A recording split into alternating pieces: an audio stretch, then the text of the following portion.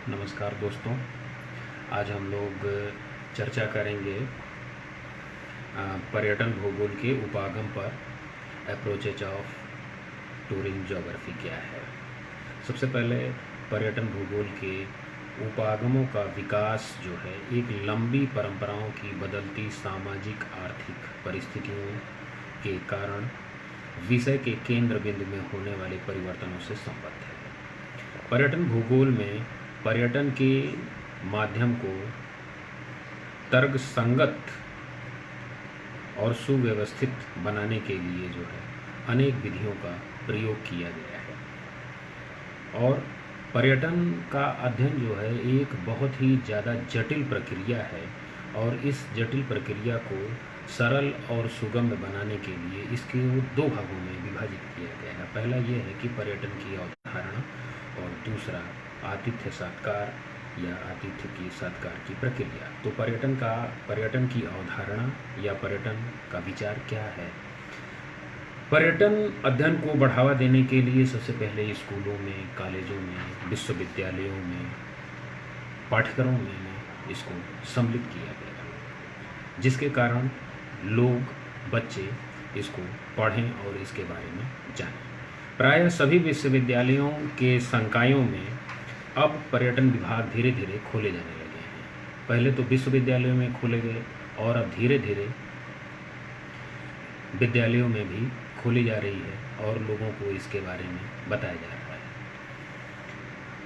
बहुत सारे विश्वविद्यालयों में पर्यटन अध्ययन के संस्थान इंस्टीट्यूट ऑफ टूरिज्म स्टडीज़ की स्थापना की गई है। दूसरा, आतिथ्य प्रकार की प्रक्रिया। आतिथ्य प्रक्रिया में पर्यटन के विभिन्न प्रकारों की सुविधा, चूँकि जैसे भारत में अतिथो देवो भव की संकल्पना बहुत पहले से आदिकाल से ही चली आ रही है, तो आतिथ्य सत्कार जो हमारे यहाँ है इसको भी 3 रूपों में प्रस्तुत किया गया है। पहला क्या है, पर्यटन का उत्पाद। पर्यटक उत्पाद के रूप में प्रस्तुत करता। उत्पाद प्रस्तुतकर्ता का तात्पर्य ये है कि पर्यटक के लिए उत्पाद है, मतलब जहाँ पर पर्यटक अपने स्थल पर जाते हैं वहाँ पर जिन भी सामग्री को लेते हैं तो वो जहाँ पे वो प्रस्तुत करते हैं, जो वहाँ की जनसंख्या या जो वहाँ के लोग उनके लिए जो प्रस्तुत करते हैं वही पर्यटक उत्पाद के रूप में कहलाते हैं। पर्यटक प्राप्तकर्ता। पर्यटक ही प्राप्तकर्ता भी है। पर्यटक प्राप्तकर्ता का तात्पर्य ये है कि जब पर्यटक अपने मूल स्थान से गंतव्य स्थल तक जाता है और वस्तुओं की खरीदारी करता है, तब जो है वो प्राप्तकर्ता के रूप में हो जाता है। पर्यटक उत्पाद का पर्यटन को स्थानांतरण। फॉरेस्टर महोदय ने बड़े ही अच्छे शब्दों में कहा है कि पर्यटन उत्पादों में सेवाओं, यातायात सुविधाओं की एक बृहद श्रृंखला सम्मिलित है और इसके अतिरिक्त वह एक गैर भौतिक अस्पर्श, जिसको छुआ ना जा सके, वस्तु भी है। पर्यटन एक सेवागत उत्पाद विभिन्न स्पर्श, टेंगिबल एंड इनटेंगिबल, स्पर्श और अस्पर्श तत्वों का मिश्रण है। ये अंतर संबंधित सेवाओं के समूह, संपूर्ण अनुभव, केंद्रीय एवं परिनिधीय सेवाओं का एक मिश्रण है। पर्यटन उत्पाद में स्पर्श और अस्पर्श दोनों ही घटक होते हैं। प्राकृतिक, सांस्कृतिक, ऐतिहासिक ढांचा एवं निर्माण स्पर्श होते हैं। विशिष्ट प्रावधानों में के अंतर्गत इनका मापन, मूल्यांकन किया जा सकता है। स्पर्श अस्पर्श तत्व पर्यटक उत्पाद का जीवन, रंग और उत्तेजना प्रदान करता है, जो सभी स्पर्श आयाम होते हैं। स्पर्श आयाम का तात्पर्य ये है कि जिनको हम छू सकते हैं, देख सकते हैं, महसूस कर सकते हैं, वो सारे स्पर्श में आते हैं। स्पर्श पर्यटक उत्पाद को स्पेशली 2 भागों में, स्पर्श टेंगिबल और अस्पर्श तत्वों में विभाजित। तो स्पर्श तत्व में पर्यटन का संरक्षण। तो पर्यटन का संरक्षण इसलिए भी ज़्यादा जरूरी है जो स्पर्श तत्व में है। जितने भी पर्वत, पठार, मैदान, नदी, घाटियाँ, महल, ये सारी चीज़ों का संरक्षण बहुत ज़्यादा ज़रूरी है, क्योंकि अगर हम संरक्षण नहीं करेंगे तो जो है हम उनका लाभ या सुख नहीं ले पाएंगे। या इंफ्रास्ट्रक्चर, जो इनकी डेवलपमेंट में जितने भी इंफ्रास्ट्रक्चर हैं, ढांचागत सुविधाएं में जितनी हैं, इनकी भी जो है ज़रूरत बहुत ज़्यादा है। और नेक्स्ट, बृहद स्ट्रक्चर, ये सारी चीज़ें जो हैं ये अवचेतन चरित्र चित्रण के लिए बहुत ही ज़्यादा ज़रूरी हैं। अस्पर्श तत्वों में क्या है कि जिसको हम स्पर्श तो नहीं कर सकते, लेकिन दिखाई नहीं देती हैं, लेकिन उसका रिजल्ट बहुत दूर तक जाता है। जैसे आतिथ्य का, हॉस्पिटैलिटी कोर्टसी, आतिथ्य नम्रता। जैसे हम किसी के साथ जो है, किसी पर्यटक के साथ जब हम अच्छी तरीके से बिहेवियर करते हैं तो निश्चित तौर पर जो है उसका रिजल्ट बहुत ही अच्छा आ जाता है। ये दोनों तरफ से होता है। यदि पर्यटक भी अगर किसी देश का, प्रदेश का, स्थान का किसी स्थान पर जाता है और वहाँ के लोगों के साथ अच्छा बिहेवियर करता है तो वो दिखाई तो नहीं देता, लेकिन उसका रिजल्ट बहुत ही बेहतर होता है। यदि हम अच्छा करके आते हैं तो निश्चित तौर पर आने वाली पीढ़ियों के लिए जो है हम एक अच्छी चीज़ देकर जाते हैं। और यदि बुरा करके जाते हैं तो निश्चित तौर पर हम आने वाली पीढ़ी के लिए भी बहुत बुरा करके चले जाते हैं। जब बुरा करके जाएंगे तो वहाँ के लोग जो होंगे तो वो कहेंगे कि आपके पूर्वज या आपके वहाँ के लोग जो आए थे वो बड़े गंदे होते हैं, उनका बिहेवियर बहुत ही ख़राब है। तो हम आपके साथ तब उनको वहाँ पर रहने में, घूमने में या कोई भी काम करने में, अच्छा काम करने के बावजूद भी उनको जो है बड़ी दिक्कतें खड़ी होंगी, जो अस्पर्श तत्व के अंतर्गत सम्मिलित है। इसीलिए जो है हमें मित्रवत या सहृदयता, जिसको फ्रेंडलीनेस, वार्मफुलनेस व्यवहार कहते हैं, हमेशा करते रहना चाहिए। वातावरण, एटमॉस्फियर या एम्बियंस, जो चेतन शरीर के लिए सब कुछ ज़रूरी है। जब हम कायदे से इन सारी चीज़ों को बिहेव करेंगे तो निश्चित तौर पर अस्पर्श तत्व के रूप में जो दिखाई तो नहीं देता है, लेकिन इसका रिजल्ट बहुत ही दूर तक जाता है, दिखाई देता है। पर्यटन भूगोल की प्रकृति और विषय क्षेत्र के बारे में जब हम चर्चा करेंगे तो इसमें पर्यटन की संकल्पना, परिभाषा, विषय क्षेत्र, विकास और संबंध। दूसरा क्या है कि शोध की तकनीक, आंकड़ों का प्रदर्शन, आंकड़ों का विश्लेषण, मानचित्रीकरण, सामान्यीकरण। पर्यटन को प्रभावित करने वाले कारक कौन कौन से हैं?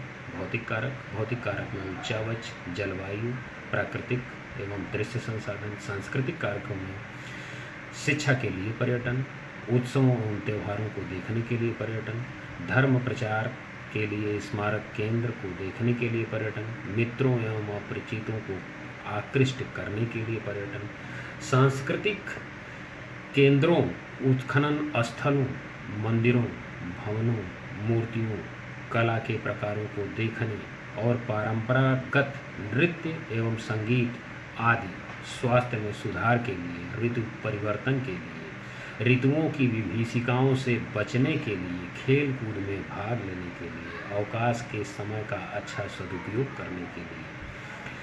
पर्यटन जो है एक महत्वपूर्ण संसाधन है और हमें पर्यटन का आनंद लेना चाहिए और हम आनंद लेने के लिए पर्यटन का जाते हैं। परिवहन, पर्यटन का अर्थ उन समस्त संबंधों के सम्मिश्रण से है जो कि अनिवासित व्यक्तियों की यात्रा व ठहराव के फलस्वरूप उत्पन्न होते हैं। इसमें परिवहन एक प्रमुख अंग है। अगर परिवहन को पर्यटन से निकाल दिया जाए तो शायद ऐसा ही होगा जैसे भोजन से नमक को निकाल दिया जाए। पर्यटन के विकास में परिवहन सुविधाएं अपना एक महत्वपूर्ण स्थान रखती हैं। परिवहन के माध्यम से ही पर्यटक एक स्थल से दूसरे स्थल पर आसानी से पहुंच जाता है, जिसमें सड़क परिवहन, जल परिवहन, रेल परिवहन, वायु परिवहन विशेष महत्व के होते हैं और इनका प्रत्येक आदमी अपनी सुविधा के अनुसार जो है वो लाभ उठा लेता है। पर्यटन के पड़ाव में दूसरी जो सबसे बड़ी चीज़ आती है वो ठहरने की व्यवस्था या होटल या पर्यटक आवास। तो ठहरने की व्यवस्था या होटल एक अस्थायी सुविधा होती है जिसके अंतर्गत होटल, मोटल, यात्री निवास, बंगले, स्थान आदि को सम्मिलित किया जाता है। इसमें से अधिकांश इकाइयाँ भोजन, नाश्ता एवं खान पान, मनोरंजन की या पर्यटकों के मनोरंजन की सुविधा को मुहैया कराती हैं। अब हम आते हैं कि पर्यटन भूगोल का क्षेत्रीय संबंध किससे है। तो भौतिक, सांस्कृतिक, ऐतिहासिक, राजनीतिक एवं आर्थिक संबंध। तो पर्यटन का महत्व उस समय से है जब यूनाइटेड नेशन ने जनरल असेंबली में 1967 को अंतर्राष्ट्रीय पर्यटन वर्ष घोषित कर दिया और यह माना गया कि पर्यटन एक यात्रा आधारित एवं स्वैच्छिक मानवीय गतिविधि है जिसमें सभी लोगों और सरकारों को प्रशंसा देकर बढ़ावा देना चाहिए। इसके पीछे जो मुख्य कारण है वो ये है कि जब तक मनुष्य पर्यटन पर या स्वैच्छिक प्रवृत्ति से नहीं जाएगा वो स्वस्थ नहीं रह पाएगा, क्योंकि आजकल लगातार औद्योगिकरण, निजीकरण और वैश्वीकरण का शिकार होता चला जा रहा है मनुष्य। किसी भी देश की भौतिक, सांस्कृतिक, ऐतिहासिक और आर्थिक विशेषताओं सदियों से मनुष्यों को अपनी ओर आकर्षित करती रही हैं। इन तथ्यों के सौंदर्य को पर्यटकों के लिए भौगोलिक क्षेत्रों के आनंदमयी जीवन को बिताने के लिए विशेष महत्व के हैं। मनीला घोषणा पत्र 1980 में कहा गया कि पर्यटक एक ऐसी आवश्यक गतिविधि है जो देश के विकास के लिए आवश्यक है, क्योंकि इसमें प्रत्यक्ष प्रभाव समाज के भौतिक, सामाजिक, सांस्कृतिक, आर्थिक व्यवस्था पर पड़ता है। पर्यटन भूगोल के भौतिक संगठनों के संबंध में जो बात कही गई है वो ये है कि पर्यटक भूगोल का भौतिक तत्वों से बड़ा ही अटूट संबंध है। भौतिक तत्वों में पर्वत, पठार, मैदान, नदी, घाटियाँ, प्रवाल, भित्ति, नदी, झील, प्रपात, हिमानी, समुद्र, मरुस्थल और विभिन्न प्रकार की वनस्पतियाँ आती हैं जिनको मनुष्य एक स्थान से दूसरे स्थान पर देखने के लिए जाता है। ये प्राकृतिक दर्शनीय स्थल होते हैं और विश्व में सर्वाधिक पर्यटन प्राकृतिक दर्शनीय स्थल ही होते हैं, क्योंकि मनुष्य स्वयं भी प्राकृतिक है और जब वो प्रकृति के दर्शन को जाता है तो निश्चित तौर पर उसका आनंद बहुत ही अच्छे तरीके से लेता है। पर्यटन भूगोल का भौतिक महत्व निम्न घटकों के अंतर्गत विभाजित किया जा सकता है। पहला है जलवायु और मौसम, वेदर एंड क्लाइमेट। मनुष्य जिस वातावरण में रहता है, जिस भी वातावरण में रहता है, उससे अपने को समायोजित करता है। अगर समायोजित नहीं कर पाएगा तो जिस प्रकार से डायनासोर हमारे प्रकृति से समाप्त हो गए उसी तरीके से मनुष्य भी समाप्त हो जाएगा, चाहे घुट के मर जाए, चाहे किसी भी विधि से मर जाए। इसलिए वो हर हाल में अपने आप को एडजस्ट करता है। एक ही वातावरण में रहते हुए मनुष्य में धीरे धीरे नीरसता आ जाती है। फलतः मनुष्य परिवर्तन के लिए निवास स्थल से वातावरण के विपरीत वातावरण को पसंद करता है, जैसे एशिया के थार, सिंध, दक्षिण का बलूचिस्तान, अरब प्रायद्वीप, अफ्रीका के सहारा कालाहारी, उत्तरी अमेरिका के पश्चिमी मरुस्थलीय भाग, मोजावे, एरिजोना के मरुस्थल, दक्षिण अमेरिका के अटाकामा, पश्चिमी ऑस्ट्रेलिया के गर्म मरुस्थलों में बसने वाले लोग ठंडे प्रदेशों में और ठंडे प्रदेश के लोग गर्म प्रदेशों में जाना ज़्यादा पसंद करते हैं, जैसे कनाडा, स्विट्जरलैंड, ग्रीनलैंड आदि ठंडे प्रदेशों में जाना पसंद करते हैं, जबकि ठंडे प्रदेशों में बसने वाले लोग गर्म मरुस्थल जैसे गर्म प्रदेशों में जाना पसंद करते हैं। क्यों? क्योंकि गर्मियों के दिनों में लोग समुद्र तटीय पहाड़ी क्षेत्रों में, जाड़े के दिनों में गर्म क्षेत्रों में जाना पसंद करते हैं। गर्मी के दिनों में लोग समुद्र तटीय पहाड़ी क्षेत्रों में, जाड़े में गर्म। मानव की इसी प्रवृत्ति के कारण हिल स्टेशन का विकास हुआ। भारत के प्रमुख हिल स्टेशंस जो हैं वो हैं अल्मोड़ा, नैनीताल, मसूरी, रानीखेत, उत्तरकाशी, पौड़ी गढ़वाल, माउंट आबू, अमरकंटक, चंबा, डलहौजी, दार्जिलिंग, धर्मशाला, गंगटोक, गुलमर्ग, कसौली, कोडाईकनाल, ऊटी, कुल्लू मनाली, माथेरन महाराष्ट्र, पहलगाम, पंचमढ़ी, रांची, रानीखेत, शिलांग, शिमला, सोनमर्ग आदि। यहाँ पर जब हम गर्मी के दिनों में जाते हैं हिल स्टेशंस पर तो आनंद की अनुभूति करते हैं। भारत के समुद्र तटीय 5700 किलोमीटर लंबे भाग भी पर्यटन को काफ़ी ज़्यादा प्रोत्साहित करते हैं, क्योंकि समुद्र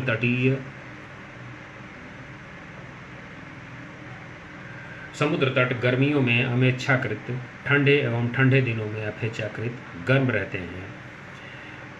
भारत में अंतर्राष्ट्रीय स्तर पर समुद्र के बीच में दीघा वेस्ट बंगाल, पुरी एवं गोपालपुर उड़ीसा, विशाखापट्टनम आंध्र प्रदेश, जुहू किहिम महाराष्ट्र आदि इन पर्यटक स्थलों पर गर्मी के दिनों में ज़रूरत से ज़्यादा भीड़ लगी रहती है और पर्यटक अपने आप को आनंद की अनुभूति प्राप्त करने के लिए इन जगहों पर आते हैं और मनोरंजन करते हैं। उससे इस मनोरंजन से न केवल उनका मनोरंजन होता है बल्कि उनके स्वास्थ्य, मानसिक और स्वास्थ्य में भी लगातार वृद्धि होती है। पर्यटक मौसमी होता है। मौसमी से तात्पर्य ये है कि हर समय मौसम एक जैसा नहीं रहता है। जाड़े में, गर्मी में, बरसात में अलग अलग मौसम के अपने अपने रूप रहते हैं।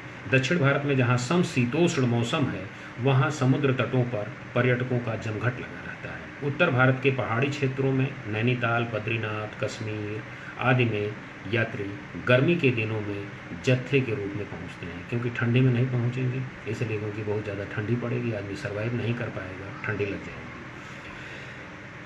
सर्दी के मौसम में बहुत ठंडे इलाकों में बर्फ़ गिरती है। बहुत से लोग बर्फ़ का गिरने भी देखने जाना चाहते हैं, जाते भी हैं, लेकिन बहुत ही चैलेंजिंग है। बर्फ़ पर स्काइविंग करना भी एक चैलेंजिंग का काम है। बहुत ही मजबूत लोग ये सारा काम करने जाते हैं। धरातलीय विशेषताएं, ग्लोब की धरातलीय विशेषताएं जो हैं पर्यटक को बहुत ही ज़्यादा आकर्षित करती हैं। धरातल पर जो है कहीं पर्वत है, कहीं पठार है, कहीं नदी है, मैदान है, घाटियाँ हैं, समुद्र हैं, कहीं हिमाच्छादित चोटियाँ हैं। पठारी भागों में खनिजों के अकूत भंडार पड़े हुए हैं। वहाँ पर उद्योग धंधों का विकास है, जिससे मानव की आर्थिक क्रियाओं के उद्गम के प्रमुख स्रोत हैं। इन आर्थिक क्रियाओं से उत्पन्न उद्योग धंधों को देखने के लिए भी पर्यटक आकर्षित होते हैं। जैसे उत्तर प्रदेश के सोनभद्र इलाके में विंध्याचल रेंज में कोयले की अकूत खान है। वहाँ पर थर्मल स्टेशंस बहुत ही ज़्यादा बनाए गए हैं। अनपरा है, ओबरा है, बीजपुर है।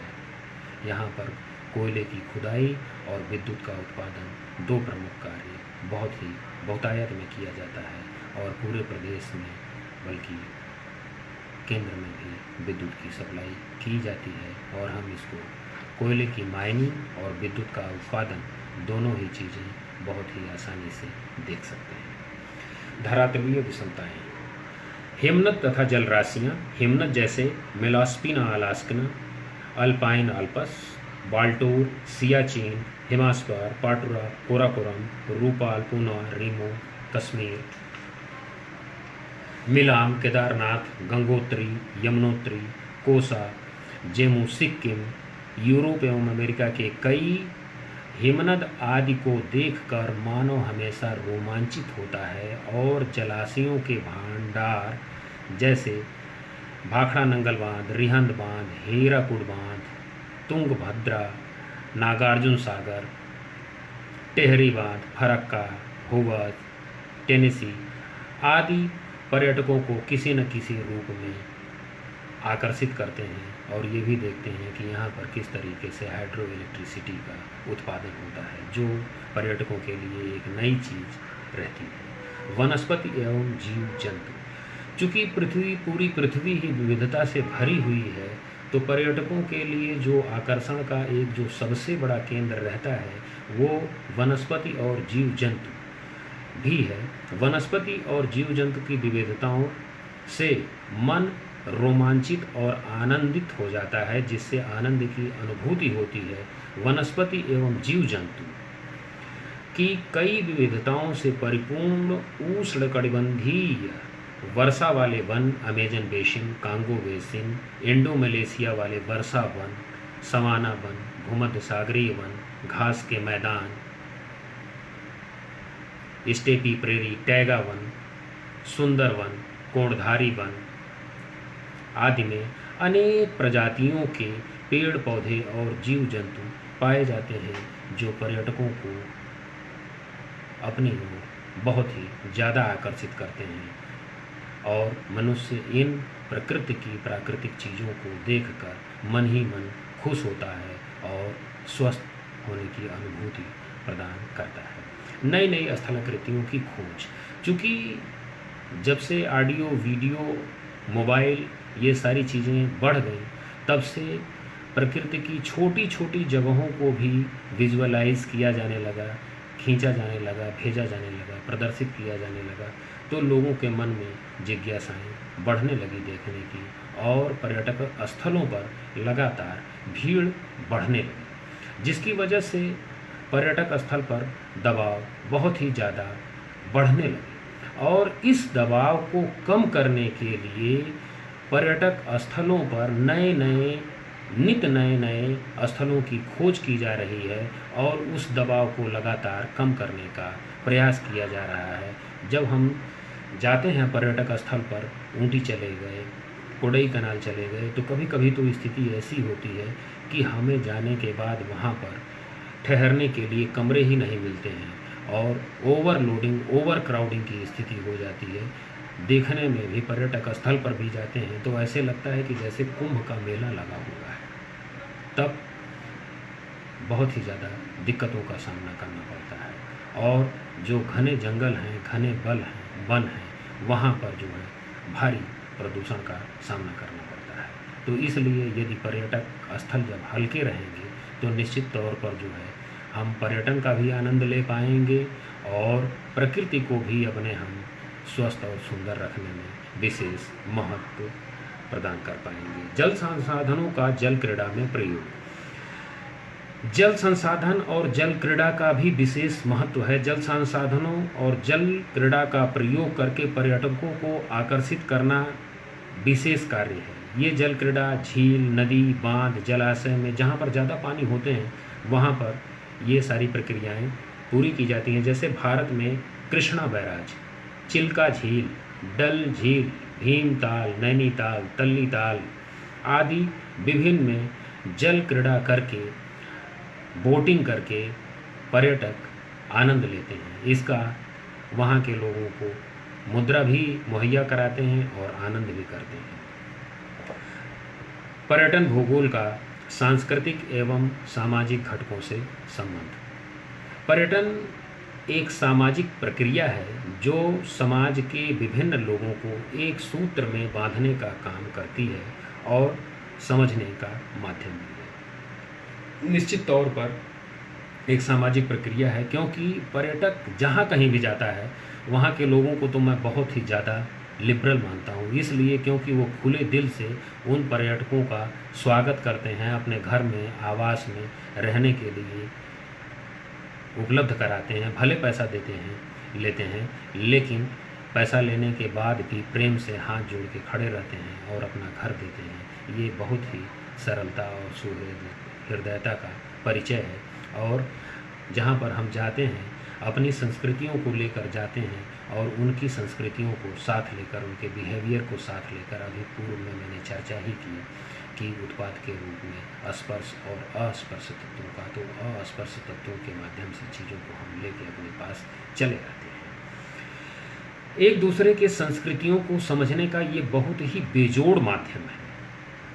मेज़बान और मेहमान, हम तो मेहमान होते हैं लेकिन जहाँ पर जाते हैं वो मेज़बान होते हैं। वो हमारी बहुत ही अच्छी तरीके से स्वागत और सत्कार करते हैं, भाईचारे की भावना का विकास करते हैं, जिसकी वजह से हमें अपने घर से दूर होते हुए भी इस बात का एहसास नहीं हो पाता है कि हम बाहर निकल के आए हुए हैं और हमारे टूर का समय किस तरीके से ख़त्म हो जाता है आसानी से, और हम हंसते हुए खुश होकर अपने घर पुनः चले आते हैं। संस्कृति सदैव मनुष्य के बौद्धिक और आध्यात्मिक तथा आंतरिक तत्वों को प्रभावित करती है, निश्चित तौर पर प्रभावित करती है। संस्कृति का संबंध मनुष्य के विचार, विश्वास, मूल भावना से है जो समाज की आवश्यकताओं की पूर्ति करता है।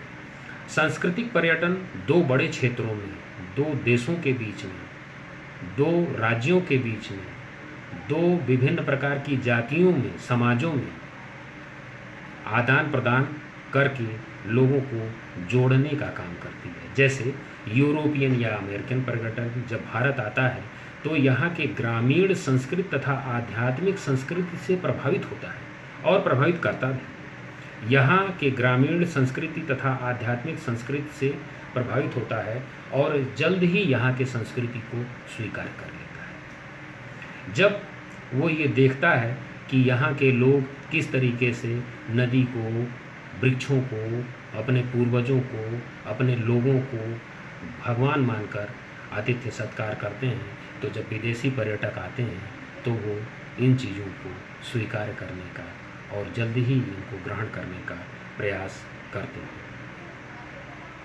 इस संस्कृति से पर्यटकों के द्वारा जो संबंध होता है वह बहुत ही प्रगाढ़ हो जाता है और एक दूसरे के साथ जो संबंध होता है वो बड़ा ही प्रगाढ़ और लंबा हो जाता है। वो पुनः बार बार अपने देश में आने के बारे में सोचते हैं और सोचते हैं कि चूँकि वहाँ के लोग बहुत अच्छे हैं, उनकी संस्कृति बहुत अच्छी है, सभ्यता बहुत अच्छी है, लोग बहुत अच्छे हैं, हमें चलना चाहिए और घूमना चाहिए। पर्यटन एक तेज़ी से विकसित हुआ धुआं रहित उद्योग है। यह एक विस्तृत क्षेत्र में अर्थव्यवस्था का विकास किया है। जिस स्थल पर घोर गरीबी थी, पर्यटन के डेवलपमेंट हो जाने से, विकास हो जाने से वहाँ पर बहुत ही ज़्यादा अर्थव्यवस्था में विकास हो गया। क्योंकि एक पर्यटक आता है तो केवल घूमता ही नहीं है, बल्कि पर्यटन के जितने भी उत्पाद हैं उन सारी चीज़ों को खरीदता है और पैसा देकर जाता है। और यदि हमारा व्यवहार अच्छा है तो उस पैसे के बदले में वो देकर ही सब कुछ जाता है, लेकर कुछ नहीं जाता है। लेकर जो अस्पर्श तत्व खुशी लेकर जाता है और स्वस्थ होकर जाता है। तो निश्चित तौर पर जो गरीब होंगे वहाँ के लोग, उन लोगों के लिए बहुत ही ज़्यादा महत्वपूर्ण और मददगार साबित होता है।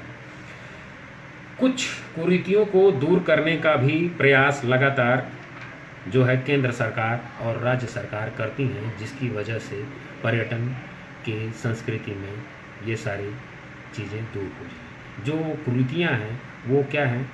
संस्कृति व्यक्ति को सुरक्षा, अंध कुरीतियाँ जो हैं वो मेज़बान और मेहमान के बीच में जो कम्युनिकेशन गैप है उसको दूर कर कर ही कुरीतियों को दूर किया जा सकता है।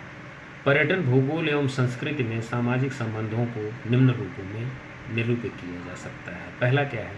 संस्कृति व्यक्ति को सुरक्षा प्रदान करती है। कैसे? क्योंकि संस्कृति ही मनुष्य की धरोहर है। दूसरा, पर्यटन के दौरान सभी यात्री एक दूसरे के सुख सुविधाओं का ध्यान रखते हुए सांस्कृतिक क्रियाओं के विकास को गति मिलती है। जब हम अपने नदी को, पेड़ को, पर्वत पठार, मैदान, नदी, घाटी, अपने लोगों को, ह्यूमन रिसोर्सेज को जब अच्छा रखेंगे, सुरक्षित संरक्षित रखेंगे, तो निश्चित तौर पर हमारा